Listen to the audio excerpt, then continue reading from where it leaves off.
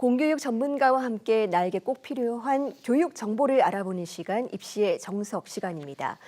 2026학년도 대학 수학능력시험의 출제 경향을 가늠해 볼 수 있는 마지막 모의평가가 내일 실시됩니다. 어떤 의미를 가진 시험인지, 또 시험을 치르고 나서는 어떤 부분을 점검하면 좋을지 알아봅니다. 먼저 영상 보고 오겠습니다.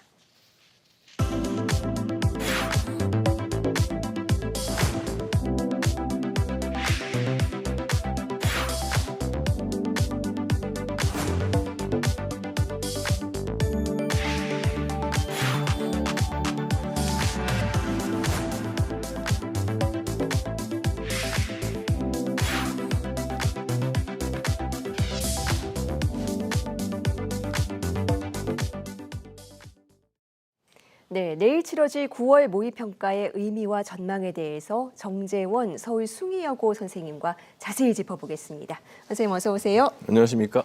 네, 9월 모의평가가 이제 하루 남았습니다. 이 수능 전 마지막 모의 시험이라서 굉장히 중요한 평가인데 이번 9월 모의평가는 특히 어떤 점을 염두에 두고 치르면 좋을까요? 예, 우선 세 가지 정도를 생각해 볼 수 있을 것 같은데요. 첫 번째로는 그간 공부한 방식과 공부한 내용에 대한 이제 확인입니다. 시험이라는 게 원래 확인이죠. 제대로 효과적으로 공부하고 있는지 확인을 하면서 특히 지난 모의고사들과 좀 비교를 해보면서 별반 향상이 없다면 비록 남은 기간이 70일 정도밖에 남지 않았지만 학습법에 대해서 새로운 전략을 또 세워보는 것도 고민해 볼 필요가 있을 것 같고요. 두 번째로 이제 신유형 문제가 또 출제될 가능성이 높습니다. 그래서 이런 신유형 문제들 또 금년도 수능의 난이도에 대한 이제 예측을 해볼 수가 있는데 원래 이제 6월 모의고사가 좀 다소 도전적이고 좀 실험적인 문제들이 많이 나오는 편이거든요. 9월 모의고사는 이제 6월 모의고사의 데이터를 활용해서 난이도를 좀 조절하는 이런 모습들이 있습니다. 그래서 이런 것들을 통해서 본 수능의 좀 난이도도 예측해 볼 수 있는 것이 이제 9월 모의고사의 특징이니까 한번 생각해 보실 필요가 있을 것 같고요. 세 번째로 이제 전국적인 자신의 위치, 학생들 입장에서는 자신의 위치를 이제 확인하는 굉장히 중요한 시험입니다. 전통적으로 이 9월 모의고사는 수능보다도 더 많은 응시인원이 시험을 봅니다. 그래서 졸업생과 이제 재학생들이 이제 제대로 시험을 보는 한판 맞붙는 이제 그런 시험이 되겠는데요. 재학생들만 응시하는 전국연합보다는 이제 훨씬 더 정확한 위치를 파악할 수 있는 그런 시험입니다. 그래서 이 세 가지를 통해서 수능을 잘 보기 위한 이런 교두보라고 생각하고 적극적으로 잘 활용하셔야 될 거라고 생각합니다. 네, 자신의 위치를 잘 점검해보고 신유형이 있는지도 파악할 필요가 있다라고 말씀해 주셨습니다. 또 이번 모의평가에서 눈에 띄는 현상이 이른바 이 사탐론, 그러니까 이공계 갈 건데 시험 볼 때는 과목을 바꿔서 이 사회탐구로 응시하는 경향입니다. 과탐 응시자 비율이 40%도 되지 않는 상황인데 이게 또 어떤 영향이 있을까요? 예, 아무래도 이에 대해서는 이제 두 가지의 시선이 있습니다. 이제 하나는 상위권 자연계열 학생들이 이제 과탐보다는 상대적으로 수월한 사탐을 많이 응시함으로써 1등급의 컷이 좀 올라가지 않을까라고 하는 이런 예상이 있는 반면에 또 다른 분들은 사탐에 준비가 안 된 이과 아이들이 지금 사탐을 보는 바람에 오히려 기존의 인문계 상위권 학생들이 자연계 학생들이 깔아주니까 좀 유리한 거 아니냐 이렇게 이제 해석하는 이제 경우가 있습니다. 뭐 그 외에도 뭐 여러 해석들이 있을 수 있겠지만 분명한 것은 전체적인 학생 수의 증가와 함께 특히 사탐 응시자 증가와 함께 사탐 안에서 1, 2등급 받는 학생들이 많아진다는 겁니다. 작년에 그 사탐 29만 명이 사탐을 응시했는데요. 올해는 지금 39만 명, 무려 이제 10만 명이 늘어났습니다. 등급이라는 게 비율이니까 1등급에 이제 4,000명씩 늘어난다는 거죠. 산술적으로 1등급에 4,000명, 그다음에 2등급이 11,000명 정도 이렇게 늘어나는 그런 상황이기 때문에 궁극적으로는 이제 이러한 변화들이 결국 수시와 수능에서 이제 수능 최장력 기준 통과자의 증가로 이어질 가능성이 상당히 높습니다. 특히 뭐 2개합 6이나 2개합 7 이럴 경우에 탐구 하나가 1등급이 나오면 나머지 국영수가 이제 5등급 이렇게 나와도 수능 최저가 이제 통과가 되기 때문에 그 통과자들이 많아질 것으로 보이고요. 또 정시에서도 중위권 그룹 대학에서는 이제 탐구를 한 과목만 반영하는 대학들이 굉장히 많습니다. 이렇게 되면 정시 합격선의 상승도 예상해 볼 수가 있을 것 같습니다. 네, 그렇군요. 그런데 고3 수험생들은 아무래도 걱정하는 부분 중 하나가 이른바 N수생이지 않겠습니까? 이번에도 졸업생 규모가 10만 명이 넘는데 입시 전략에 미칠 영향 궁금한데요. 일단 재학생 입장에서는 N수생이 부담스러운 건 사실인데요.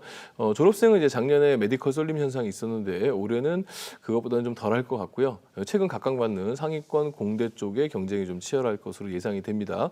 근데 이제 졸업생들은 아무래도 정시 쪽에 치우치다 보니까 재학생들은 이런 부분들을 활용해서 학생부 종합전형을 좀 적극적으로 도전해 볼 필요가 있습니다. 학생부 종합전형은 그동안 보면 상대적으로 졸업생들의 합격률이 좀 그렇게 높지는 않았거든요. 그렇기 때문에 졸업생들이 많아진 지금 현 시점에서 재학생들은 변수를 좀 학생부 종합적으로 좀 가져가시는 것이 이 어려운 입시 쪽에서 좀 극복할 수 있는 방안이 아닐까 생각해 보고요. 근데 뭐 올해는 재수생도 재수생이지만 재학생 자체가 많이 늘어나서 여러모로 여러 가지 어려움이 있는 입시가 될 전망입니다. 네, 과목별로는 아마도 이 과목에 많이들 주목하고 있을 것 같은데요. 영어, 지난 6월 모의평가에서 1등급 비율이 20%였거든요. 상당히 쉽게 출제가 됐는데 9월 모의평가도 비슷할까요? 뭐 당장 내일 시험인데 뭐 제가 예언을 할 수는 없을 것 같고요. 네. 작년 6월 모의고사를 한번 비교해 보면요. 작년 6월 모의고사에서 1등급이 1.7%밖에 안 나왔습니다. 근데 이제 실제 수능에 가면은 이제 6.2%가 나왔거든요. 그러니까 그 20%까지는 안 갈 거라고 생각을 하고요. 이제 9월 모의고사에서 일단 난이도 조절이 좀 있을 것 같습니다. 그리고 실제 수능에서는 한 4에서 7% 정도에 맞춰서 출제가 되는 것이 가장 좀 합리적 생각이 아닐까 이렇게 보고 있습니다. 네, 합리적인 결과가 나오기를 바랍니다. 또 이 9월 모평이 또 중요한 게 이 종료 직후에 수시 원서 접수가 시작이 되기 때문입니다. 이 모의평가 결과를 이 원서 접수하는 과정에 어떻게 활용을 할 수가 있을까요? 예, 수시 원서 접수에서 꼭 기억해야 될 것이 수시에 합격하면 정시에 지원할 수가 없다. 요 점이거든요. 그래서 수시에 합격한 대학보다 정시로 갈 수 있는 대학이 훨씬 더 나아질 경우에는 학생들이 상당히 이제 불편함을 느끼게 되고 그래서 이런 상황이 오지 않도록 하는 것이 이 수시 전형에서는 굉장히 중요합니다. 그래서 이를 위해서는 학생들이 정확하게 자신의 위치를 파악하는 것이 굉장히 의미가 있는데요. 자신의 위치를 알기 위해서는 이 9월 모의고사가 상당히 중요한 역할을 할 수밖에 없는 시험입니다. 그러니까 내일 시험 볼 때 정말 신중하게 자신의 혼신의 힘을 다해서 응시하시기 바라겠습니다.